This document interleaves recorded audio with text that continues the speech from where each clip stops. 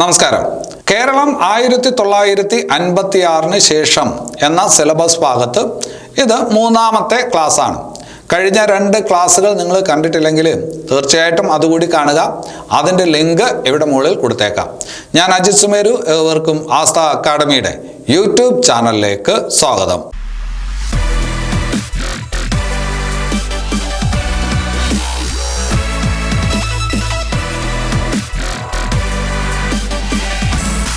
അപ്പോൾ കഴിഞ്ഞ 2 ക്ലാസ്സുകളിലായിട്ട് നമ്മൾ എന്താ പഠിച്ചത്? ആദ്യത്തെ ക്ലാസ്സിൽ നമ്മൾ ഒന്നാമത്തെ കേരളത്തിലെ മന്ത്രിസഭയെക്കുറിച്ച് അഥവാ ഒന്നാം കേരള നിയമസഭയെക്കുറിച്ച് കുറേ കാര്യങ്ങൾ ആ ഭാഗത്ത് പഠിച്ചു. വളരെ പ്രധാനപ്പെട്ട ഒരുപാട് വസ്തുതകൾ അടങ്ങിയിട്ടുള്ള ഒരു ക്ലാസ് ആയിരുന്നു അത്. രണ്ടാമത്തെ ക്ലാസ്സിൽ പിന്നീട് വന്ന മന്ത്രിസഭകളെ കുറിച്ച് പഠിച്ചു. 5ാം കേരള നിയമസഭ വരെയുള്ള കാലഘട്ടത്തിൽ സംഭവിച്ച കേരളത്തിലെ രാഷ്ട്രീയ സാഹചര്യങ്ങളെല്ലാം നമ്മൾ ആ ഭാഗത്ത് പറഞ്ഞു ഇനി നമുക്ക് പഠിക്കേണ്ടത് 6ാം കേരള നിയമസഭയെ തൊട്ടുള്ള കാര്യങ്ങളാണ് ഇന്നത്തെ ക്ലാസ്സിൽ നമുക്ക് പഠിക്കേണ്ടത്. അതിൽ 6ാം കേരള നിയമസഭയുടെ കാലാവധി കാണാതെയൊന്നും പഠിക്കേണ്ട. കാലാവധി ഒന്ന് ജസ്റ്റ് നോക്ക്. 980 മുതൽ 82 വരെയാണ്. 6ാം കേരള നിയമസഭയുടെ കാലാവധി 980 മുതൽ 82 വരെയാണ്. അത് തന്നെയാണ് ഇവിടുത്തെ ഒരു ചോദ്യം. ഏറ്റവും ദൈർഘ്യം കുറഞ്ഞ കേരളത്തിലെ നിയമസഭ ഏതായിരുന്നു? കേരള നിയമസഭാ ചരിത്രത്തിലെ ഏറ്റവും ദൈർഘ്യം കുറഞ്ഞ നിയമസഭ ഏത് എന്ന് ചോദിച്ചാൽ 6ാം കേരള നിയമസഭയാണ് ഏറ്റവും ദൈർഘ്യം കുറഞ്ഞ നിയമസഭ. അപ്പോൾ തിരിച്ചൊരു ചോദ്യം ഉണ്ടാവുമല്ലോ, ഏറ്റവും ദൈർഘ്യം കൂടിയ നിയമസഭ ഏതാണ്? കേരള നിയമസഭാ ചരിത്രത്തിലെ ഏറ്റവും ദൈർഘ്യം കൂടിയ നിയമസഭ ഏതാണ്? കൂട്ടുകാർക്കറിയാം, 1970 മുതൽ 1977 വരെ നീണ്ടുനിന്ന 4ാം കേരള നിയമസഭയാണ് ഏറ്റവും ദൈർഘ്യം കൂടിയ നിയമസഭ. ദൈർഘ്യം കുറഞ്ഞത് 6ാം കേരള നിയമസഭ ആ കാലഘട്ടത്തിൽ ഭരിച്ച മുഖ്യമന്ത്രി സി അച്യുതമേനോനാണ് ഏറ്റവും കൂടുതൽ കാലം തുടർച്ചയായിട്ട് കേരളത്തിൽ മുഖ്യമന്ത്രിയായിരുന്നത് എന്ന് നമ്മൾ പഠിച്ചിട്ടുണ്ട്. അപ്പോൾ തിരിച്ചും അതുപോലൊരു ചോദ്യമുണ്ട്. 1970 മുതൽ 77 വരെയുള്ള കാലഘട്ടത്തിൽ കേരളത്തിലെ പ്രതിപക്ഷ നേതാവ് ആരായിരുന്നു എന്ന് ചോദിച്ചാൽ അത് EMS നമ്പൂതിരിപ്പാടാണ്. അപ്പൊ ഏറ്റവും കൂടുതൽ കാലം തുടർച്ചയായിട്ട് പ്രതിപക്ഷ നേതാവായിരുന്നത് ആര് എന്ന് ചോദിച്ചാലും അതിൻ്റെ ഉത്തരം ഏതാണ്? EMS നമ്പൂതിരിപ്പാടാണ്. അത്രയും കാര്യം അവിടെ ഓർക്കുക. അപ്പോൾ 6ാം കേരള നിയമസഭയിൽ ആദ്യം മുഖ്യമന്ത്രി ആയത് EK നായനാരാണ്. കുറച്ചു കാലമേ ആ മന്ത്രിസഭ പോയുള്ളൂ. EK നായനാർക്ക് രാജിവെക്കേണ്ടി വന്നു. പിന്നീട് ഒരു തട്ടിക്കൂട്ട് മന്ത്രിസഭ K കരുണാകരന്റെ നേതൃത്വത്തിൽ അധികാരത്തിൽ വന്നു. അപ്പോൾ 2 മന്ത്രിസഭയ്ക്കും വ്യക്തമായിട്ടുള്ള രീതിയിൽ മുന്നോട്ട് പോകുന്നതിനുള്ള ഭൂരിപക്ഷം ഇല്ലായിരുന്നു. അങ്ങനെ K കരുണാകരൻ മന്ത്രിസഭയെ അധികം താമസിയാതെ എന്ത് ചെയ്തു? താഴെ വീണു. അതുകൊണ്ടാണ് 6ാം കേരള നിയമസഭയുടെ കാലാവധി വളരെ കുറഞ്ഞതായിട്ട് മാറിയത്. ഇവിടെ പരീക്ഷയ്ക്ക് ചോദിക്കുന്ന ഒരു ചോദ്യമുണ്ട്. കേരള നിയമസഭാ ചരിത്രത്തിൽ ആദ്യമായിട്ട് കാസ്റ്റിംഗ് വോട്ട് ചെയ്ത സ്പീക്കർ ആരാണ്? കേരള നിയമസഭാ ചരിത്രത്തിൽ ആദ്യമായി കാസ്റ്റിംഗ് വോട്ട് ചെയ്ത സ്പീക്കർ ആരാണെന്ന് ചോദിച്ചാൽ അത് ആരാണ്? AC ജോസ് ആണ്. ആരാണ്? AC ജോസ് ആണ് കേരള നിയമസഭാ ചരിത്രത്തിൽ ആദ്യമായിട്ട് കാസ്റ്റിംഗ് വോട്ട് രേഖപ്പെടുത്തിയത്. ഏറ്റവും കൂടുതൽ തവണ കാസ്റ്റിംഗ് വോട്ട് രേഖപ്പെടുത്തിയത് ആരെന്ന് ചോദിച്ചാലും ആര് തന്നെ? AC ജോസ് ആണ്. അപ്പം കൂട്ടുകാർക്കൊരു സംശയം തോന്നും, എന്താണ് കാസ്റ്റിംഗ് വോട്ട്? കാസ്റ്റിംഗ് വോട്ട് എന്ന് പറയുന്ന പ്രയോഗം സ്പീക്കറുമായി ബന്ധപ്പെട്ടിരിക്കുന്നു. ലോക്സഭാ സ്പീക്കർ അല്ലെങ്കിൽ നിയമസഭാ സ്പീക്കറുമായി ബന്ധപ്പെട്ടിരിക്കുന്ന പ്രയോഗമാണ് ഏത്? Casting vote. സാധാരണഗതിയിൽ സഭയ്ക്കകത്ത് വോട്ടെടുപ്പ് നടക്കുന്ന സമയത്ത് സ്പീക്കർ വോട്ട് രേഖപ്പെടുത്താറില്ല. സ്പീക്കർ നിഷ്പക്ഷനായിട്ട് നിൽക്കേണ്ട ആളാണ്. സ്പീക്കർ വോട്ട് രേഖപ്പെടുത്താറില്ല. പക്ഷെ അപൂർവം ചില സന്ദർഭങ്ങളിൽ 2 വശത്തും നിന്നുള്ള വോട്ടുകളുടെ എണ്ണം തുല്യമാകുമ്പോൾ, ഇപ്പോൾ ഒരു വശത്ത് 35 പേര് വോട്ട് ചെയ്തു, എതിർത്ത് 35 പേര് വോട്ട് ചെയ്തു, അപ്പോൾ ഇപ്പോൾ ഒരു ടൈ ആണ്. അങ്ങനെ ഒരു സാഹചര്യത്തിൽ മാത്രം എന്ത് ചെയ്യും? സ്പീക്കർ വോട്ട് ചെയ്യും, ടൈ ബ്രേക്ക് ചെയ്യാൻ. അതിനെ പറയുന്നതാണ് ഏത്? Casting vote. അപ്പൊ കേരള നിയമസഭയുടെ ചരിത്രത്തിൽ ഇതുവരെ കാസ്റ്റിംഗ് വോട്ട് രേഖപ്പെടുത്തിയ ഒരു സ്പീക്കറേ ഉള്ളൂ. അതാരാണ്? AC ജോസ് ആണ്. അപ്പൊ അത് മാത്രമാണ് ആ ഭാഗത്ത് പരീക്ഷയ്ക്ക് ചോദിക്കാൻ കൊള്ളാവുന്ന ചോദ്യം. ഇനി അത് കഴിഞ്ഞിട്ട് ഈ പറഞ്ഞ 82 കെ കരുണാകരൻ മന്ത്രിസഭ താഴെ വീഴുമ്പോൾ കേരളത്തിൽ വീണ്ടും രാഷ്ട്രപതി ഭരണം വരും. നമ്മൾ പഠിച്ചിട്ടുണ്ട് കേരളത്തിൽ ഇതുവരെ 7 തവണ രാഷ്ട്രപതി ഭരണം വന്നിട്ടുണ്ടെന്ന് പറഞ്ഞു അല്ലെ. അതിൽ ഏറ്റവും ഒടുവിൽ രാഷ്ട്രപതി ഭരണം വന്നത് എന്നാണെന്ന് ചോദിച്ചത് ഇപ്പോഴാണ് 1982. കേരളത്തിൽ ഏറ്റവും ഒടുവിൽ രാഷ്ട്രപതി ഭരണം വരുന്നത് എപ്പോഴാണ്? 1982. നമ്മൾ പഠിച്ചിട്ടുണ്ട് കേരളത്തിൽ ആദ്യമായിട്ട് രാഷ്ട്രപതി ഭരണം വരുന്നത് കേരളം രൂപം കൊള്ളുന്ന സമയത്ത് തന്നെ. എന്താണ്? 56 കേരളം രൂപം കൊള്ളുന്ന സമയത്ത് തന്നെ ഇവിടെ രാഷ്ട്രപതി ഭരണമായിരുന്നു. പക്ഷെ വേറൊരു കാര്യം പ്രത്യേകം ശ്രദ്ധിച്ചു വെക്കണം. 1964 മുതൽ 1967 വരെ കേരളത്തിൽ ഒരു രാഷ്ട്രപതി ഭരണം ഉണ്ടായിരുന്നു. 64 മുതൽ 67 വരെ ഏറ്റവും കൂടുതൽ കാലം നീണ്ടുനിന്ന രാഷ്ട്രപതി ഭരണം ഏത് എന്ന് പരീക്ഷയ്ക്ക് ചോദിച്ചിട്ടുണ്ട്. ഈ കാലഘട്ടത്തിലെയാണ് 64 മുതൽ 67 വരെ, അതായത് കേരളത്തിലെ 3ാമത്തെ രാഷ്ട്രപതി ഭരണം. കേരളത്തിലെ 3ാമത്തെ രാഷ്ട്രപതി ഭരണമാണ് ഏറ്റവും കൂടുതൽ കാലം നീണ്ടു നിന്നത്. ഏറ്റവും ഒടുവിലത്തത് 1982 7ാമത്തെ രാഷ്ട്രപതി ഭരണം. അതിനുശേഷം രാഷ്ട്രപതി ഭരണം വന്നിട്ടില്ല. ഇനി അത് കഴിഞ്ഞിട്ട് 7ാം കേരള നിയമസഭയിലോട്ട് പോകാം. 7ാം കേരള നിയമസഭ എന്ന് പറയുന്നത് കാലാവധി 82 മുതൽ 87 വരെയാണ്. 82 മുതൽ 87 വരെ. മുഖ്യമന്ത്രി ആരാണ്? കെ കരുണാകരനാണ്. മുഖ്യമന്ത്രി ആരാണ്? കെ കരുണാകരനാണ്. കരുണാകരൻ ഇതിനു മുമ്പും 2 തവണ മുഖ്യമന്ത്രിയായി അല്ലെ. 6ാം കേരള നിയമസഭയിലും അദ്ദേഹം മുഖ്യമന്ത്രിയായിരുന്നു. 5ാം കേരള നിയമസഭയിൽ 33 ദിവസം അദ്ദേഹം മുഖ്യമന്ത്രിയായിരുന്നു. അപ്പൊ 2 തവണ നേരത്തെ മുഖ്യമന്ത്രിയായിരുന്നു. പക്ഷെ 2 തവണയും അദ്ദേഹത്തിന് കാലാവധി തികയ്ക്കാനായിട്ട് പറ്റിയില്ല.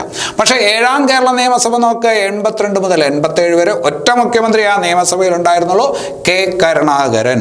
അപ്പോൾ കാലാവധി തികയ്ക്കാൻ അദ്ദേഹത്തിന് പറ്റിയത് 82-87 അപ്പൊ നമ്മൾ ഇങ്ങനെ പറയും, കാലാവധി തികച്ച ആദ്യ കോൺഗ്രസ് മുഖ്യമന്ത്രിയാണ് കെ കരുണാകരൻ. കാലാവധി തികച്ച ആദ്യ മുഖ്യമന്ത്രി സി അച്യുതമേനോനാണ്. അദ്ദേഹം CPI കാരനാണ്. കാലാവധി തികച്ച ആദ്യത്തെ കോൺഗ്രസ് മുഖ്യമന്ത്രി ആരെന്ന് ചോദിച്ചാൽ ആര് പറയും? കെ കരുണാകരൻ എന്ന് പറയും. ഈ സമയത്ത് ശ്രദ്ധിക്കേണ്ട ഒരു ചോദ്യമുണ്ട്. 82-87 കാലഘട്ടത്തിലെ കാര്യം പറയുമ്പോൾ ശ്രദ്ധിക്കേണ്ട ഒരു ചോദ്യമാണ് പഞ്ചാബ് മോഡൽ പ്രസംഗവുമായി ബന്ധപ്പെട്ടിരിക്കുന്ന രാഷ്ട്രീയ നേതാവാര്. ഇടയ്ക്കിടയ്ക്ക് പരീക്ഷയ്ക്ക് ചോദിച്ചിട്ടുണ്ട് പഞ്ചാബ് മോഡൽ പ്രസംഗവുമായി ബന്ധപ്പെട്ടിരിക്കുന്ന രാഷ്ട്രീയ നേതാവാര് എന്ന് ചോദിച്ചാൽ ആർ ബാലകൃഷ്ണ പിള്ളയാണ്. ആരാണ്? ആർ ബാലകൃഷ്ണ പിള്ള. കേരള കോൺഗ്രസ് ബി എന്ന് പറയുന്ന ഒരു പാർട്ടിയുണ്ട്, അതിന്റെ സ്ഥാപക നേതാവാണ് ആര്? ആർ ബാലകൃഷ്ണ പിള്ള. അപ്പൊ അതാണ് പഞ്ചാബ് മോഡൽ പ്രസംഗത്തിലൂടെ ശ്രദ്ധയാകർഷിച്ച, പഞ്ചാബ് മോഡൽ പ്രസംഗത്തിലൂടെ ശ്രദ്ധിക്കപ്പെട്ട രാഷ്ട്രീയ നേതാവ് ആരാണ്? ആർ ബാലകൃഷ്ണ പിള്ള. അദ്ദേഹത്തിന്റെ മകനാണ് KB ഗണേഷ് കുമാർ. KB ഗണേഷ് കുമാർ ഇപ്പോഴത്തെ MLA ആണ്. KB ഗണേഷ് കുമാർ അല്ലെ. MLA ആകുന്ന, കേരള നിയമസഭയിലേക്ക് തെരഞ്ഞെടുക്കപ്പെടുന്ന ആദ്യ സിനിമാ താരമാരെന്ന് ചോദിച്ചാൽ KB ഗണേഷ് കുമാറാണ്. കേരള നിയമസഭയിലോട്ട് തെരഞ്ഞെടുക്കപ്പെടുന്ന ആദ്യ സിനിമാ താരമാരെന്ന് ചോദിച്ചാൽ KB ഗണേഷ് കുമാറാണ്. ചോയ്സിൽ മുകേഷ് എന്നും കാണും, മുകേഷ് അല്ല, KB ഗണേഷ് കുമാറാണ്. അപ്പോൾ ആർ ബാലകൃഷ്ണ പിള്ള. ഇവിടെ ഈ ഭാഗത്ത് ശ്രദ്ധിക്കേണ്ട വേറൊരു ചോദ്യം, ഇന്ത്യയിൽ ആദ്യമായിട്ട് ഇലക്ട്രോണിക് വോട്ടിംഗ് മെഷീൻ ഉപയോഗിച്ച് തെരഞ്ഞെടുപ്പ് നടന്നത്, ഇന്ത്യയിലാണ് ആദ്യമായിട്ട് ഇലക്ട്രോണിക് വോട്ടിംഗ് മെഷീൻ ഉപയോഗിച്ച് തെരഞ്ഞെടുപ്പ് നടന്നത് കേരളത്തിലാണ്. കേരളത്തിൽ ഒരു ഉപതെരഞ്ഞെടുപ്പിലാണ്. ഏത് ഉപതെരഞ്ഞെടുപ്പ്? 1982 ഉപതെരഞ്ഞെടുപ്പ്, വടക്കൻ പറവൂർ അസംബ്ലി മണ്ഡലത്തിൽ നടന്ന ഉപതെരഞ്ഞെടുപ്പ്. അപ്പൊ ഇന്ത്യയിൽ ആദ്യമായിട്ട് ഇലക്ട്രോണിക് വോട്ടിംഗ് മെഷീൻ ഉപയോഗിച്ചത് എവിടെ? കേരളത്തിൽ. എന്ന് 1982. ഏത് മണ്ഡലത്തിൽ? വടക്കൻ പറവൂർ അസംബ്ലി മണ്ഡലത്തിലാണ് അല്ലെ. അതേസമയം പൂർണ്ണമായിട്ടും ഒരു സംസ്ഥാനത്ത് ഇലക്ട്രോണിക് വോട്ടിംഗ് മെഷീൻ ആദ്യമായിട്ട് ഉപയോഗിച്ചത് ഏത് സംസ്ഥാനത്താണ് എന്ന് ചോദിച്ചാൽ ഗോവയിലാണ്. പൂർണ്ണമായിട്ട് ഒരു സംസ്ഥാനത്ത് ഇലക്ട്രോണിക് വോട്ടിംഗ് മെഷീൻ ഉപയോഗിച്ച് തെരഞ്ഞെടുപ്പ് ആദ്യമായി നടത്തിയത് എവിടെയെന്ന് ചോദിച്ചാൽ എവിടെയാണ്? ഗോവയിലാണ്. പക്ഷെ അതിനു മുമ്പ് ആദ്യമായിട്ട് ഇലക്ട്രോണിക് വോട്ടിംഗ് മെഷീൻ ഒരു അസംബ്ലി മണ്ഡലത്തിൽ ആദ്യമായിട്ട് നടത്തുന്നത് എവിടെയാണ്? വടക്കൻ പറവൂരിലാണ്. 1982 ഒരുപാട് തവണ ചോദിച്ചിട്ടുള്ള ഒരു ചോദ്യമാണ്. അപ്പൊ ആ ഭാഗത്ത് അത്രയും നിങ്ങൾ മനസ്സിലാക്കി വയ്ക്കുക. ഇനി അത് കഴിഞ്ഞിട്ട് 8ാം കേരള നിയമസഭയിലോട്ട് വരാം. 87 മുതൽ 91 വരെയുള്ള കാലമാണ്. 87 മുതൽ 91 വരെയുള്ള കാലമാണ്. ഭാഗമാണ്. അവിടെ 8ാം കേരള നിയമസഭയിലെ മുഖ്യമന്ത്രി ഇ കെ നായനാരാണ്. അങ്ങനെയൊന്നും നിങ്ങൾ പഠിക്കണ്ട, 8ാം കേരള നിയമസഭയിലെ മുഖ്യമന്ത്രി അങ്ങനെയല്ല. നമുക്ക് ഈ ഭാഗത്തെ കാര്യങ്ങളെല്ലാം പറയാൻ വേണ്ടിയിട്ടാണ് ഇങ്ങനെ 8, 9 എന്നൊക്കെ പറയണേ. അപ്പോൾ ഇ കെ നായനാരാണ്. അപ്പോൾ ഇ കെ നായനാരുടെ കാര്യം പറയുമ്പോൾ നിങ്ങൾ ഒരു കാര്യം മനസ്സിലാക്കി വെക്കണം. അദ്ദേഹത്തിൻ്റെ ആത്മകഥയുണ്ട്. ഇ കെ നായനാരുടെ ആത്മകഥ പരീക്ഷയ്ക്ക് ചോദിച്ചിട്ടുണ്ട്. മൈ സ്ട്രഗിൾ എന്ന് പറയുന്നത് ഏത് കേരള മുഖ്യമന്ത്രിയുടെ ആത്മകഥയാണെന്ന് ചോദിച്ചാൽ ആരുടെ ആത്മകഥയാണ്? E K നായനാരുടെ ആത്മകഥയാണ്. തൊട്ട് മുമ്പ് നമ്മൾ കെ കരുണാകരന്റെ കാര്യം പറഞ്ഞു. അദ്ദേഹത്തിനുമുണ്ട് ഒരു ആത്മകഥ. ആ ആത്മകഥയാണ് ഏത്? പതറാതെ മുന്നോട്ട്. പിന്നെ വി എസ് അച്യുതാനന്ദൻ എന്ന് പറയുന്ന മുഖ്യമന്ത്രി ഉണ്ട്. അദ്ദേഹത്തിന്റെ ആത്മകഥയാണ് സമരം തന്നെ ജീവിതം. ഏത് മുഖ്യമന്ത്രിയുടെ ആത്മകഥ? വി എസ് അച്യുതാനന്ദന്റെ ആത്മകഥ. പതറാതെ മുന്നോട്ട് ആരുടെ ആത്മകഥ? കെ കരുണാകരന്റെ ആത്മകഥ. പിന്നെ ഇവിടെ ഇപ്പൊ പറഞ്ഞത് മൈ സ്ട്രഗിൾ ആരുടെ ആത്മകഥ? ഇ കെ നായനാരുടെ ആത്മകഥ. എന്റെ ബാല്യകാല സ്മരണകൾ സി അച്യുത മേനോൻ എന്ന് പറയുന്ന മുഖ്യമന്ത്രിയുടെ ആത്മകഥയാണ്. സി അച്യുത മേനോന്റെ ആത്മകഥയാണ് എന്റെ ബാല്യകാല സ്മരണകൾ. ആത്മകഥ എന്ന ആത്മകഥ EMSന്റെ ആത്മകഥയാണ്. അപ്പൊ അത് അവിടെ അത്രയും ഓർത്ത് വായിക്കണം. ഇനി അത് കഴിഞ്ഞിട്ട് ഇ കെ നായനാരുടെ കാര്യം പറയുമ്പോൾ ഒരു കാര്യം നിങ്ങൾ മനസ്സിലാക്കി വെക്കേണ്ടത്, ജനകീയ ആസൂത്രണം കേരളത്തിൽ നടപ്പിലാക്കിയ മുഖ്യമന്ത്രി. ജനകീയ ആസൂത്രണം കേരളത്തിൽ നടപ്പിലാക്കിയ മുഖ്യമന്ത്രി ആരെന്ന് ചോദിച്ചാൽ ആരുടെ പേര് പറയാം? ഇ കെ നായനാരുടെ പേര് പറയാം. അദ്ദേഹം ഭരിക്കുന്ന കാലം 87 മുതൽ 91 വരെ അല്ലെ? ആ കാലഘട്ടത്തിലെ കാര്യം പറയുമ്പോൾ നിങ്ങൾക്കറിയാം, ദേശീയ സാക്ഷരതാ മിഷൻ രൂപീകരിക്കുന്ന എന്നാണ്? 1988 ദേശീയ സാക്ഷരതാ മിഷൻ രൂപീകരിക്കുന്നത് 988 അല്ലെ? 989 സമ്പൂർണ്ണ സാക്ഷരത നേടിയ ആദ്യ പട്ടണമായിട്ട് ഇന്ത്യയിലാണ് സമ്പൂർണ്ണ സാക്ഷരത നേടിയ ആദ്യ പട്ടണമായിട്ട് കോട്ടയം മാറുന്നത് അല്ലെ? അത് 989. അടുത്ത കൊല്ലം 990 സമ്പൂർണ്ണ സാക്ഷരത നേടിയ ആദ്യ ജില്ലയായിട്ട് ഏത് മാറി? എറണാകുളം മാറി. സമ്പൂർണ്ണ സാക്ഷരത നേടിയ ആദ്യ ജില്ലയായിട്ട് എറണാകുളം മാറി 90. 91 സമ്പൂർണ്ണ സാക്ഷരത നേടിയ ആദ്യ സംസ്ഥാനമായിട്ട് കേരളം മാറി. 1991 ഏപ്രിൽ 18. 1991 ഏപ്രിൽ 18. അപ്പോ കേരളം സമ്പൂർണ്ണ സാക്ഷരത നേടുമ്പോ കേരളത്തിലെ മുഖ്യമന്ത്രി ആരായിരുന്നു എന്ന് ചോദിച്ചാൽ അത് ഇ കെ നായനാറായിരുന്നു. ഇവിടെ നമ്മൾ സാക്ഷരതാ മിഷൻ, ദേശീയ സാക്ഷരതാ മിഷൻ എന്ന് പറഞ്ഞു.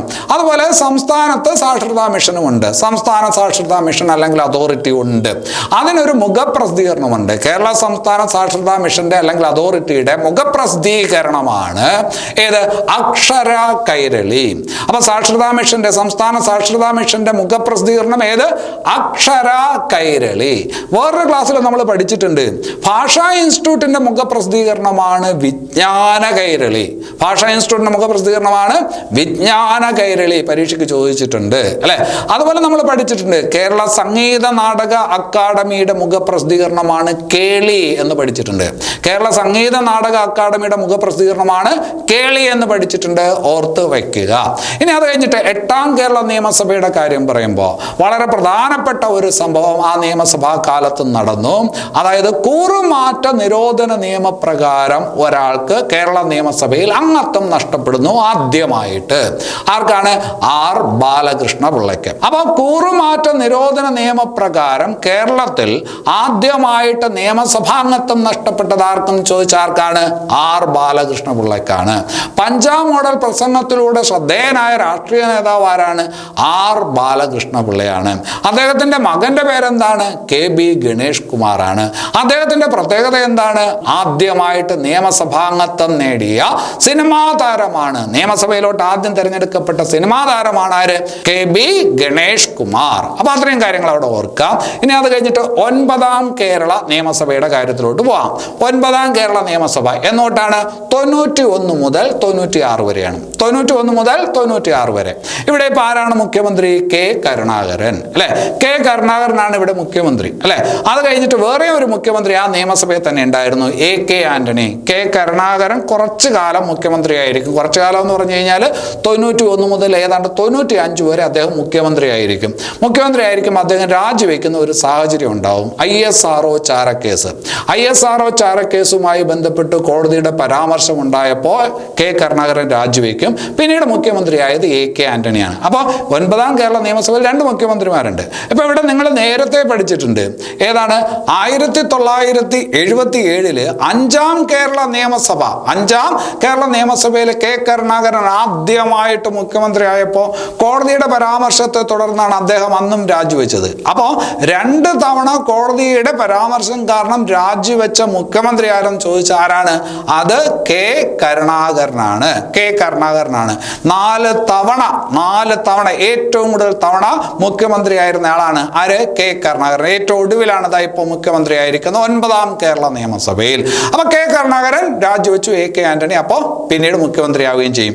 ഇവിടെ പരീക്ഷയ്ക്ക് ചോദിക്കുന്ന ചോദ്യം എന്താണെന്ന് ചോദിച്ചാല്, കേരളത്തിലെ പഞ്ചായത്ത് രാജ് നിയമം പാസ്സാക്കുമ്പോ, കേരള നിയമസഭ പഞ്ചായത്ത് രാജ് നിയമം പാസ്സാക്കുമ്പോ മുഖ്യമന്ത്രി ആരായിരുന്നു എന്ന് ചോദിക്കും. അതാരാണ്? അത് കെ കരുണാകരനാണ്. പക്ഷെ ഒരു കാര്യം ശ്രദ്ധിച്ചു വെക്കണം, പഞ്ചായത്ത് രാജ് നിയമം കേരളത്തിൽ നടപ്പിലാക്കുമ്പോൾ കേരളത്തിലെ മുഖ്യമന്ത്രി ആരെന്ന് ചോദിച്ചാൽ അപ്പോൾ കരുണാകരൻ രാജിവെച്ച് കഴിഞ്ഞു. ആരാണെന്ന് ചോദിച്ചാൽ അത് AK ആന്റണിയാണ്. നിയമം പാസ്സാക്കുമ്പോ കരുണാകരൻ മുഖ്യമന്ത്രി, നിയമം നടപ്പിലാക്കുമ്പോൾ AK ആന്റണി മുഖ്യമന്ത്രി. ഈ സമയത്താണ് ചാരായ നിരോധനം കേരളത്തിൽ നടപ്പിലാക്കുന്നത്. നമ്മൾ നേരത്തെ ഒരു ക്ലാസ്സിൽ പറഞ്ഞിട്ടുണ്ട്, 1996 ഏപ്രിൽ 1 കേരളത്തിൽ ചാരായ നിരോധനം നടപ്പിലാക്കിയ മുഖ്യമന്ത്രിയാണ് കേരളം കണ്ട ഏറ്റവും പ്രായം കുറഞ്ഞ മുഖ്യമന്ത്രി AK ആന്റണി. അത് നമ്മൾ നേരത്തെ പഠിച്ചിട്ടുള്ളതാണ്. ഇനി നമുക്ക് 10ാം കേരള നിയമസഭയുടെ കാര്യത്തിലോട്ട് വരാം. 10ാം കേരള നിയമസഭയുടെ കാലം 96 മുതൽ 2001 വരെ. അപ്പോൾ ഒരു കാര്യം വ്യക്തമാണ്, 5 കൊല്ലം കാലാവധി ഉണ്ടായിരുന്ന ഒരു നിയമസഭയാണ്. ഇവിടെ ഒരു മുഖ്യമന്ത്രി ഉണ്ടായിരുന്നുള്ളൂ. ആരാണ്? EK നായനാർ. അദ്ദേഹം 5 കൊല്ലവും മുഖ്യമന്ത്രിയായിരുന്നു. അതായത് കാലാവധി തികച്ചു. അപ്പൊ നമുക്ക് ഇങ്ങനെ ഒരു ചോദ്യം അവിടെ വരും, കാലാവധി തികച്ച ആദ്യ മാർക്സിസ്റ്റ് മുഖ്യമന്ത്രി ആര്? കാലാവധി തികച്ച ആദ്യത്തെ മാർക്സിസ്റ്റ് മുഖ്യമന്ത്രി ആരെന്ന് ചോദിച്ചാൽ ആരാണ്? EK നായനാരാണ്. നേരത്തെ മുഖ്യമന്ത്രിയായിരുന്നു, 1 കൊല്ലമേ ഇരുന്നുള്ളൂ. പിന്നീട് മുഖ്യമന്ത്രിയായിരുന്നു, 4 കൊല്ലമേ ഇരുന്നുള്ളൂ. ഇപ്പോഴാണ് 5 കൊല്ലം ഇരിക്കുന്നത്. കാലാവധി തികച്ച ആദ്യത്തെ മാർക്സിസ്റ്റ് മുഖ്യമന്ത്രി EK നായനാർ. കാലാവധി തികച്ച ആദ്യത്തെ കോൺഗ്രസ് മുഖ്യമന്ത്രി കെ കരുണാകരൻ. കാലാവധി തികച്ച കേരളത്തിലെ ആദ്യത്തെ മുഖ്യമന്ത്രി C അച്യുതമേനോൻ. അദ്ദേഹം CPI കാരനാണ്, കമ്മ്യൂണിസ്റ്റ് പാർട്ടിക്കാരനാണ്. അപ്പൊ അത് അവിടെ ഓർത്തു വയ്ക്കുക. ഇനി അത് കഴിഞ്ഞിട്ട് EK നായനാരുടെ ഈ നിയമസഭയുടെ കാലം പറയുമ്പോൾ ഒരു പ്രധാനപ്പെട്ട കാര്യമുണ്ട്, കുടുംബശ്രീ പദ്ധതി, അല്ലെ? വളരെ പ്രധാനപ്പെട്ട സ്ത്രീ ശാക്തീകരണവുമായി ബന്ധപ്പെട്ട് വളരെ പ്രധാനപ്പെട്ട ഒരു പദ്ധതിയാണ് ഏത്? കുടുംബശ്രീ പദ്ധതി, അല്ലെ? ലോകതലത്തിൽ ശ്രദ്ധിക്കപ്പെട്ടുള്ള ഒരു പദ്ധതിയാണ് കുടുംബശ്രീ പദ്ധതി. ആ കുടുംബശ്രീ പദ്ധതി ഉദ്ഘാടനം ചെയ്യപ്പെടുന്നത് ആരുടെ കാലത്താണ്? അല്ലെങ്കിൽ ആര് മുഖ്യമന്ത്രിയായിരിക്കുന്ന കാലഘട്ടത്തിലാണ്? EK നായനാർ മുഖ്യമന്ത്രിയായിരിക്കുന്ന കാലഘട്ടത്തിലാണ്. അപ്പൊ കേരളത്തിൽ കുടുംബശ്രീ പദ്ധതി വരുന്നത് എന്നാണ്? 1998 മെയ് 17-നാണ്. 1998 മെയ് 17-നാണ് കുടുംബശ്രീ പദ്ധതി ഉദ്ഘാടനം ചെയ്യുന്നത്. മലപ്പുറത്ത് വെച്ച് ഉദ്ഘാടനം ചെയ്ത പ്രധാനമന്ത്രിയെ നിങ്ങളറിയും, AB വാജ്പേയി. അപ്പോൾ ഓർത്തു വയ്ക്കണം, ജനകീയ ആസൂത്രണം കേരളത്തിൽ നടപ്പിലാക്കിയത് EK നായനാരാണ്. കുടുംബശ്രീ പദ്ധതി ഉദ്ഘാടനം ചെയ്യുമ്പോൾ മുഖ്യമന്ത്രി ആരാണ്? അത് EK നായനാർ. ചാരായ നിരോധനം നടപ്പിലാക്കിയ മുഖ്യമന്ത്രി ആരാണ്? അത് AK ആന്റണി. തൊഴിലില്ലായ്മ വേതനം നടപ്പിലാക്കിയ മുഖ്യമന്ത്രി ആരാണ്? AK ആന്റണിയാണ്. പഞ്ചായത്ത് രാജ് നിയമം പാസ്സാക്കുമ്പോൾ കേരളത്തിലെ മുഖ്യമന്ത്രി ആരാണ്? കെ കരുണാകരനാണ്. ഇതെല്ലാം നല്ല ചോദ്യങ്ങളാണ്. അപ്പൊ ഓർത്തു വയ്ക്കുക. ഇനി അത് കഴിഞ്ഞിട്ട് 10ാം നിയമസഭ കഴിഞ്ഞു. അടുത്തത് 11ാം നിയമസഭ. 11ാം നിയമസഭയിൽ പ്രത്യേകിച്ച് കാര്യങ്ങളൊന്നും പഠിക്കാനില്ല. ആദ്യം AK ആന്റണി മുഖ്യമന്ത്രിയായിരുന്നു, പിന്നീട് അദ്ദേഹം രാജിവെച്ചപ്പോൾ ഉമ്മൻചാണ്ടി മുഖ്യമന്ത്രിയായി. അവിടെ ചോദ്യമില്ല. പക്ഷെ ഒരു ചോദ്യമുള്ളത്, ഈ സമയത്ത് ഒരു കാര്യം പ്രധാനമായിട്ടുണ്ട്. ഗവർണർ ആയിരുന്നു ഈ സമയത്ത് സിക്കന്ദർ ഭക്ത്. ഗവർണർ ആയിരിക്കുമ്പോൾ അദ്ദേഹം മരിച്ചുപോയി. ഈ സമയത്ത് ഗവർണർ ആരായിരുന്നു? സിക്കന്ദർ ഭക്ത് ആയിരുന്നു. ഗവർണർ ആയിരുന്നപ്പോൾ അദ്ദേഹം മരിച്ചുപോയി. അപ്പൊ അവിടെ ഒരു ചോദ്യമുണ്ട്, കേരളത്തിൽ ഗവർണർ ആയിരുന്നപ്പോൾ മരണപ്പെട്ട ആദ്യത്തെ വ്യക്തി ആര്? കേരളത്തിൽ ഗവർണർ ആയിരുന്നപ്പോൾ മരണപ്പെട്ട ആദ്യത്തെ വ്യക്തി ആരെന്ന് ചോദിച്ചാൽ സിക്കന്ദർ ഭക്താണ്. അതിനുശേഷം MH ഫാറൂഖ് എന്ന് പറയുന്ന ഗവർണറും കേരളത്തിൽ ഗവർണർ ആയിരിക്കുമ്പോൾ തന്നെ മരിച്ചയാളാണ്. പക്ഷെ ആദ്യത്തെ ആളാരെന്ന് ചോദിച്ചാൽ സിക്കന്ദർ ഭക്താണ്. ഗവർണർമാരുടെ കാര്യം നമ്മൾ നേരത്തെ പറഞ്ഞിട്ടുണ്ട്. കേരളത്തിലെ ആദ്യത്തെ ഗവർണറാണ് B രാമകൃഷ്ണ റാവു എന്ന് പറഞ്ഞിട്ടുണ്ട്. അതുപോലെ കേരളത്തില് ഗവർണറായ ആദ്യ മലയാളി, കേരളത്തിലെ ഗവർണറായിരുന്ന ആദ്യ മലയാളി ആരെന്ന് ചോദിച്ചാൽ ആരാണ്? V വിശ്വനാഥനാണ്. കേരളത്തിൽ ഗവർണർ ആയിരുന്ന മലയാളി ആരെന്ന് ചോദിച്ചാൽ V വിശ്വനാഥൻ. പിന്നെ അതുപോലെ എപ്പോഴും ചോദിക്കുന്ന ഒരു ചോദ്യമാണ്, കേരളത്തിൽ ഗവർണർ ആയിരുന്നു പിന്നീട് ഇന്ത്യയുടെ പ്രസിഡന്റായി ആര്? കേരളത്തിൽ ഗവർണർ ആയിരുന്നു പിന്നീട് ഇന്ത്യയുടെ പ്രസിഡന്റ് ആയി ആര്? VV ഗിരി അല്ലെ. അപ്പൊ മലയാളി ആയിട്ടുള്ള കേരള ഗവർണർ ആയിരുന്നു ആര്? V വിശ്വനാഥൻ. കേരളത്തിലെ എത്ര വനിതകൾ ഗവർണറായിരുന്നു? 3 വനിതകൾ ഗവർണറായിരുന്നിട്ടുണ്ട്. 3 പേര് വനിതകൾ ഗവർണറായിരുന്നിട്ടുണ്ട്. ആരൊക്കെയാണ്? ഒന്ന് ജ്യോതി വെങ്കടാചലം, വേറൊന്ന് രാം ദുലാരി സിൻഹ, ഏറ്റവും ഒടുവിൽ ഷീലാ ദീക്ഷിത്. അപ്പൊ കേരളത്തിൽ ഗവർണറായ ആദ്യ വനിത ആരെന്ന് ചോദിച്ചാൽ ആരുടെ പേര് പറയാം? ജ്യോതി വെങ്കടാചലം. ഏറ്റവും അവസാനം കേരളത്തിൽ ഗവർണർ ആയിരുന്ന വനിത ആരെന്ന് പറയാം? അത് ഷീലാ ദീക്ഷിത് ആണ്. ഡൽഹിയിലെ മുഖ്യമന്ത്രിയൊക്കെ ആയിരുന്ന സ്ത്രീയാണ് ഷീലാ ദീക്ഷിത് ആണ് അല്ലെ. ഗവർണർ, ആദ്യത്തെ ഗവർണർ B രാമകൃഷ്ണ റാവു. അപ്പൊ ഗവർണർ ആയിരുന്നപ്പോ മരണപ്പെട്ട ആദ്യത്തെ ഗവർണർ ആര്? കേരളത്തിൽ സിക്കന്ദർ ഭക്ത്. അത് മാത്രം അവിടെ ഓർക്കുക. ഇനി അത് കഴിഞ്ഞിട്ട് 12ാം നിയമസഭ. 12ാം നിയമസഭ 2006 മുതൽ 2011 വരെയാണ്. അപ്പൊ VS അച്യുതാനന്ദന് മുഖ്യമന്ത്രിയാകാൻ കിട്ടിയ ഒരു അവസരം അല്ലെ, അതൊരു ഭാഗ്യമാണ്. പലപ്പോഴും അദ്ദേഹം ജയിക്കുമ്പോ ഭരണം കിട്ടത്തില്ല, ഭരണം കിട്ടുമ്പോൾ അദ്ദേഹം തോക്കുകയും ചെയ്യും. അങ്ങനെയൊക്കെ പല അവസരങ്ങളും ഉണ്ടായിട്ടുണ്ട്. എന്തായാലും 12ാം നിയമസഭയുടെ കാലഘട്ടത്തിൽ അദ്ദേഹം എന്തായി? മുഖ്യമന്ത്രിയായി. അദ്ദേഹത്തിന്റെ ആത്മകഥയാണ് പറഞ്ഞത് സമരം തന്നെ ജീവിതം. ഓർത്തു വെക്കണം. അദ്ദേഹവുമായി ബന്ധപ്പെട്ട് കുറച്ച് കാര്യങ്ങളുണ്ട്, അത് അല്പം കഴിഞ്ഞ് പറയാം. ഇനി അത് കഴിഞ്ഞിട്ട് 13ാം നിയമസഭ. 13ാം നിയമസഭയിൽ പ്രത്യേകിച്ച് കാര്യമൊന്നുമില്ല. ഉമ്മൻചാണ്ടി മുഖ്യമന്ത്രി അല്ലെ. VS അച്യുതാനന്ദന് ശേഷം പിന്നീട് വന്നത് ആരാണ്? ഉമ്മൻചാണ്ടി മുഖ്യമന്ത്രി. പക്ഷെ ആ ഒരു സമയത്ത് പ്രധാനപ്പെട്ട ഒരു കാര്യമുണ്ട്. കൊച്ചി മെട്രോ പദ്ധതി ആരംഭിക്കുന്നത് ആരുടെ കാലഘട്ടത്തിലാണ്? ഉമ്മൻചാണ്ടിയുടെ കാലഘട്ടത്തിലാണ്. ഉമ്മൻചാണ്ടി മുഖ്യമന്ത്രി ആയിരിക്കുമ്പോഴാണ് കൊച്ചി മെട്രോയ്ക്ക് കരാർ ഉണ്ടാക്കുന്നത്. അതുപോലെ തന്നെ വിഴിഞ്ഞം തുറമുഖ കരാർ അദാനിയുമായിട്ട് ഉണ്ടാക്കുന്നതും ഏത് മുഖ്യമന്ത്രിയാണ്? അതും ഉമ്മൻചാണ്ടിയാണ്. അപ്പൊ മെട്രോയുടെ കാര്യത്തിൽ ഉമ്മൻചാണ്ടിയുടെ പേരുണ്ട്, വിഴിഞ്ഞം പദ്ധതിയുടെ കാര്യത്തിൽ ഉമ്മൻചാണ്ടിയുടെ പേരുണ്ട്. പിന്നെ അത് കഴിഞ്ഞിട്ട് ജനകീയമായിട്ടുള്ള ഒരു പദ്ധതി ഉണ്ടായിരുന്നല്ലോ, ജനസമ്പർക്ക പരിപാടി. ഏതാണ്? ജനസമ്പർക്ക പരിപാടി. മുഖ്യമന്ത്രി നേരിട്ട് ജനങ്ങളുടെ ആവലാതികൾ കേൾക്കുന്ന ഒരു പദ്ധതി ഉണ്ടായിരുന്നല്ലോ, പരിപാടി ഉണ്ടായിരുന്നു. ജനസമ്പർക്ക പദ്ധതിക്ക് തുടക്കമിട്ട മുഖ്യമന്ത്രിയാണ് ഉമ്മൻചാണ്ടി എന്ന് പറയാം. ഇതിനു മുമ്പും അങ്ങനെയുള്ള പരിപാടിയുണ്ട്, പക്ഷെ നേരിട്ട് പോകത്തില്ലെന്നേ ഉള്ളൂ. ഫോൺ വഴിയും ടെലിവിഷനിലൂടെയും ഒക്കെയുള്ള ഒരു ജനസമ്പർക്കം ഉണ്ടായിരുന്നു. അത് EK നായനാർ തുടങ്ങി വെച്ചതാണ്. അപ്പൊ അതല്ലാതെ നേരിട്ട് ജനങ്ങളുമായിട്ട് കണ്ട് സംസാരിച്ച് പരാതികൾ കേൾക്കുന്ന പരിപാടി, ജനസമ്പർക്ക പരിപാടിക്ക് തുടക്കം കുറിക്കുന്നത് ഉമ്മൻചാണ്ടിയാണ്. അതുപോലെ ഉമ്മൻചാണ്ടിയുടെ കാര്യത്തിൽ പരീക്ഷയ്ക്ക് ഒരിക്കൽ ചോദിച്ചതാണ്, ഐക്യരാഷ്ട്ര സംഘടനയുടെ ആദരവിന് പാത്രീഭവിച്ച ഇന്ത്യയിലെ ഏക രാഷ്ട്രീയക്കാരൻ ആരാണ്? ഐക്യരാഷ്ട്ര സംഘടനയുടെ ആദരവിന് അംഗീകാരം നേടിയ ഇന്ത്യയിലെ ആദ്യത്തെ രാഷ്ട്രീയക്കാരൻ ആരാണ് എന്ന് ചോദിച്ചാൽ അതും ആരാണ്? ഉമ്മൻചാണ്ടിയാണ്. ഉമ്മൻചാണ്ടിയുടെ ഭരണകാലഘട്ടത്തിൽ ഉണ്ടായിരുന്ന ഒരു പദ്ധതിയാണ് സുതാര്യ കേരളം. ഉമ്മൻചാണ്ടിയുടെ ഭരണകാലഘട്ടത്തിൽ ഉണ്ടായിരുന്ന ഒരു പദ്ധതിയാണ് സുതാര്യ കേരളം പദ്ധതി അല്ലെ. സുതാര്യ കേരളം പദ്ധതിയുമായി ബന്ധപ്പെട്ട മുഖ്യമന്ത്രി ആരെന്ന് ചോദിച്ചാലും ഉമ്മൻചാണ്ടിയാണ്. സുതാര്യത കുറച്ച് കൂടിപ്പോയതിന്റെ പ്രശ്നമാണ് പിന്നീട് അദ്ദേഹത്തിന് ഭരണം കിട്ടാതെ പോയത്. അപ്പൊ എന്തായാലും 13ാം നിയമസഭയിലാണ് ഉമ്മൻചാണ്ടി എന്തായിരുന്നത്? മുഖ്യമന്ത്രിയായിരുന്നത്. ഈ സമയത്ത് പ്രതിപക്ഷ നേതാവ് എന്ന് പറയുന്നത് ആരാണ്? VS അച്യുതാനന്ദനാണ്. ഇവിടെ ഒരു പ്രധാനപ്പെട്ട കാര്യം പറയാനുണ്ട്. ഇപ്പൊ ആ കാര്യം എന്താണെന്ന് ചോദിച്ചാൽ, കേരളത്തിലെ മന്ത്രിയായ ഏറ്റവും പ്രായം കുറഞ്ഞ വനിത, കേരളത്തിലെ മന്ത്രിയായ ഏറ്റവും പ്രായം കുറഞ്ഞ വനിത ആരെന്ന് ചോദിച്ചാൽ PK ജയലക്ഷ്മിയാണ്. ആരാണ്? PK ജയലക്ഷ്മി. കേരളത്തിലെ ഏറ്റവും കുറഞ്ഞ പ്രായത്തിൽ മന്ത്രിയായ വനിത എന്നുള്ളത് ചോദിക്കുമ്പോൾ അതിനകത്ത് KR ഗൗരിയമ്മയുടെ പേരും കാണും. ഏറ്റവും കുറഞ്ഞ പ്രായത്തിൽ മന്ത്രിയായ വനിത ആരെന്ന് ചോദിച്ചാൽ PK ജയലക്ഷ്മിയാണ്. അതുപോലെ തന്നെ ആദിവാസി വിഭാഗത്തിൽ നിന്ന് മന്ത്രിയായ ആദ്യ വനിതയാര് എന്ന് ചോദിച്ചാലും PK ജയലക്ഷ്മിയാണ്. ആദിവാസി വിഭാഗത്തിൽ നിന്നും മന്ത്രിയായ ആദ്യ വനിത, ഏറ്റവും കുറഞ്ഞ പ്രായത്തിൽ മന്ത്രിയായ വനിത എന്ന് ചോദിച്ചാരാണ്? അത് PK ജയലക്ഷ്മിയാണ്. ഈ പറഞ്ഞ 13ാം നിയമസഭയുടെ കാലഘട്ടത്തിലാണ് അവര് മന്ത്രിയായിട്ടിരുന്നത്. ഏറ്റവും കുറഞ്ഞ പ്രായത്തിൽ മന്ത്രിയായ വ്യക്തി ആരെന്ന് ചോദിച്ചാൽ അത് രമേശ് ചെന്നിത്തലയാണ്. ഏറ്റവും പ്രായം കുറഞ്ഞ കേരളത്തിലെ മന്ത്രി ആരെന്ന് ചോദിച്ചാൽ അതാരാണ്? അത് രമേശ് ചെന്നിത്തലയാണ്. വനിതകളുടെ കാര്യത്തിൽ അത് PK ജയലക്ഷ്മിയാണ്. ഇനി അത് കഴിഞ്ഞിട്ട് 13ാം നിയമസഭ കഴിഞ്ഞു. പിന്നീട് 14ാം നിയമസഭ വന്നു. 2016 തെരഞ്ഞെടുപ്പ് നടന്നു. പിണറായി വിജയൻ അധികാരത്തിൽ വന്നു.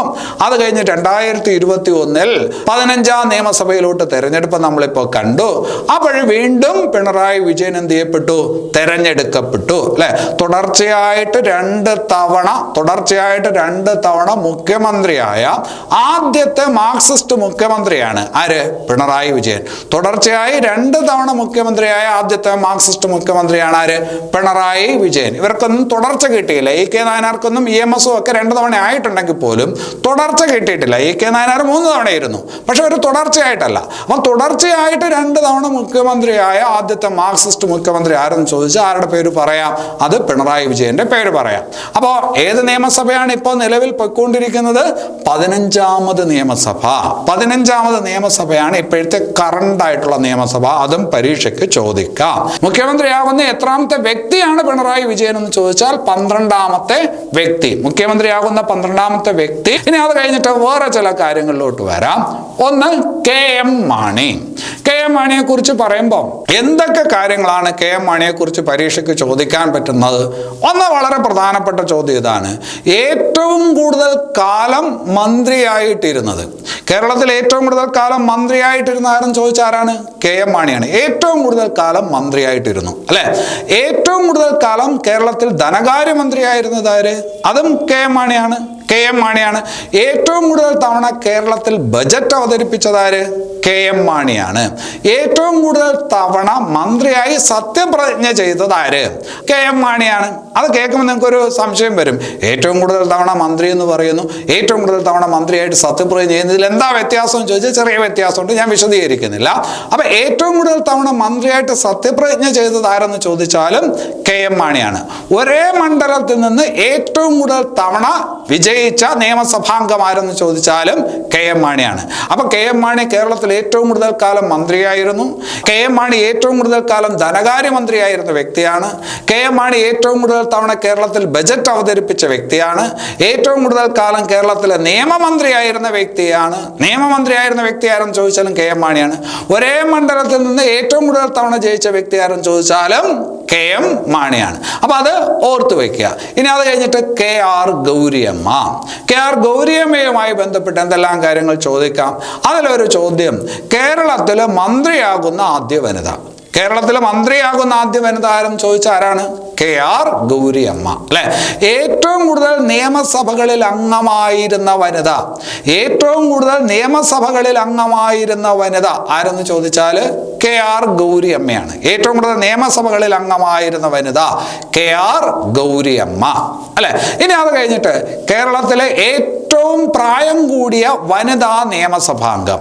കേരളത്തിലെ ഏറ്റവും പ്രായം കൂടിയ വനിതാ നിയമസഭാംഗം ആരെന്ന് ചോദിച്ചാൽ ആരാണ്? KR ഗൗരിയമ്മ. അപ്പൊ KR ഗൗരിയമ്മയുടെ റെക്കോർഡ് എന്തൊക്കെ പറഞ്ഞു? ആദ്യമായിട്ട് മന്ത്രിയായ വനിത, ഏറ്റവും കൂടുതൽ കാലം മന്ത്രിയായ വനിത, ഏറ്റവും കൂടുതൽ കാലം മന്ത്രിയായ വനിത, ഏറ്റവും കൂടുതൽ നിയമസഭകളിൽ അംഗമായിരുന്ന വനിത. പിന്നെ അത് കഴിഞ്ഞിട്ട് വേറെന്ത് കാര്യം പറഞ്ഞു? ഏറ്റവും പ്രായം കൂടിയ വനിതാ നിയമസഭാംഗം. ഏറ്റവും പ്രായം കൂടിയ വനിതാ നിയമസഭാംഗം. എന്തുകൊണ്ട് വനിതാ നിയമസഭാംഗം എന്ന് പറഞ്ഞു? ഏറ്റവും പ്രായം കൂടിയ കേരള നിയമസഭയുടെ ചരിത്രത്തിൽ ഏറ്റവും പ്രായം കൂടിയ നിയമസഭാംഗം ആരെന്ന് ചോദിച്ചാൽ VS അച്യുതാനന്ദനാണ്. കേരള നിയമസഭയുടെ ചരിത്രത്തിൽ ഏറ്റവും പ്രായം കൂടിയ നിയമസഭാ അംഗം ആര് എന്ന് ചോദിച്ചാൽ അത് VS അച്യുതാനന്ദനാണ്. അത് പ്രത്യേകം പ്രത്യേകിച്ച് ഓർത്ത് വയ്ക്കണം.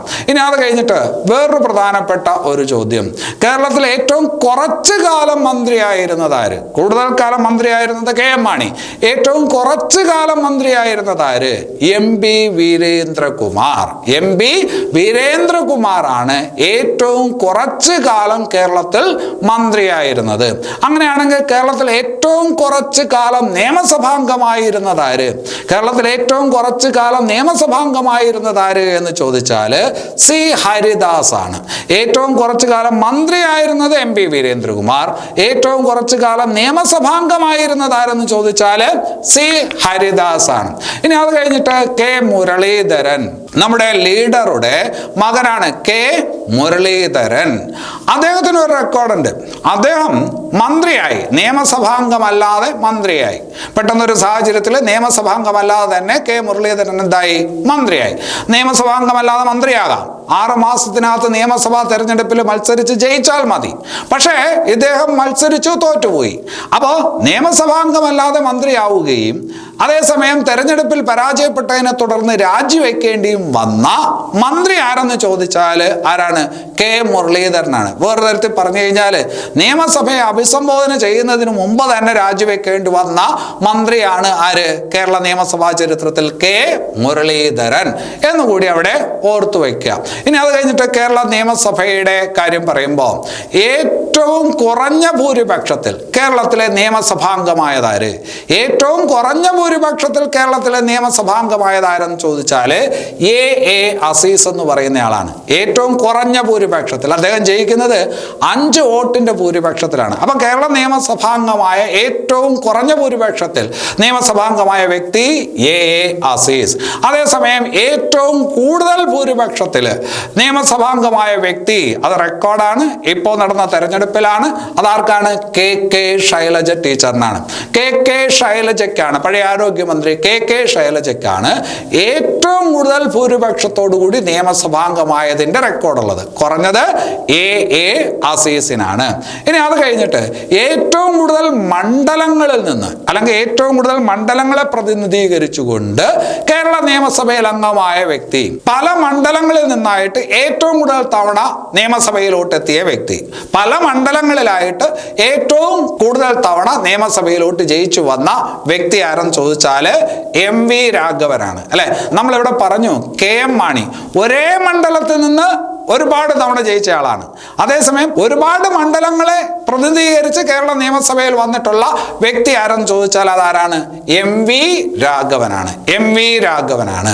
ഇനി അത് കഴിഞ്ഞിട്ട് വേറൊരു കാര്യം കൂടിയുള്ളത്, ഒന്നുകൂടി ഓർത്തു വയ്ക്കണം. നമ്മൾ പഠിച്ചിട്ടുണ്ട് കേരള നിയമസഭാ ചരിത്രത്തിലെ ഏറ്റവും പ്രായം കുറഞ്ഞ സ്പീക്കറാണ് CH മുഹമ്മദ് കോയ എന്ന് പറഞ്ഞിട്ടുണ്ട്. CH മുഹമ്മദ് കോയ. ഏറ്റവും കുറച്ചു കാലം മുഖ്യമന്ത്രിയായിരുന്നത് CH മുഹമ്മദ് കോയ എന്ന് പറഞ്ഞിട്ടുണ്ട്, അല്ലെ? നമ്മൾ നേരത്തെ പറഞ്ഞിട്ടുണ്ട്.